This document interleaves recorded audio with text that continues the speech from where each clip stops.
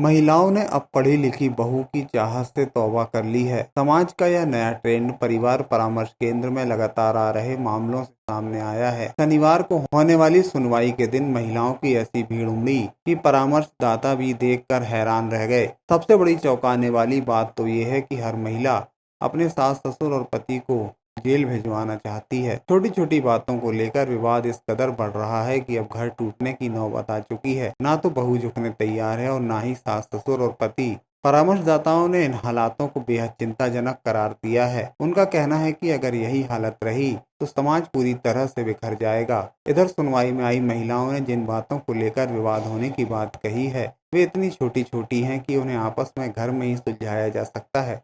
बावजूद इसके जिद उन्हें पुलिस परिवार परामर्श केंद्र तक ले आई। परिवार परामर्श केंद्र वर्ष 1995 से पारिवारिक विवादों के समाधान का प्रयास कर रहा है। सामुदायिक पुलिस प्रणाली के अंतर्गत पुलिस अधीक्षक महोदय की अध्यक्षता में समाज के प्रमुख व्यक्तियों के साथ मध्यस्थता प्रयास किए जा रहे हैं। महिला थाने में प्रत्येक शनिवार को पारिवारिक विवादों के समाधान का प्रयास किया जाता है।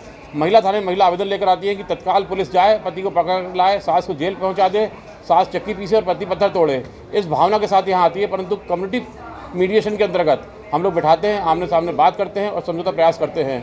पितृपक्ष लगा है, उसके बाद भी जितनी बड़ी संख्या में आवेदन आए हैं, ये बहुत बड़ा चिंतनीय विषय समाज शास्त्रियों के सामने है।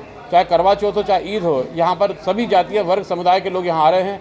परंतु पुलिस की वर्दी के साथ हमदर्दी की भावना के साथ साथ हम लोग निराकरण का प्रयास कर रहे हैं। आज यहाँ पर 40 मामले आए हैं और हमें उम्मीद है कि लोग दुखी आएंगे, एक दूसरे को तकलीफ पहुँचाने के लिए आएंगे, कानून के अंतर्गत आएंगे, परंतु जब यहाँ से जाएंगे तो खुश होकर जाएंगे, एक दूसरे के साथ जाएंगे और देश की प्रगति में अपना योगदान दे सकेंगे।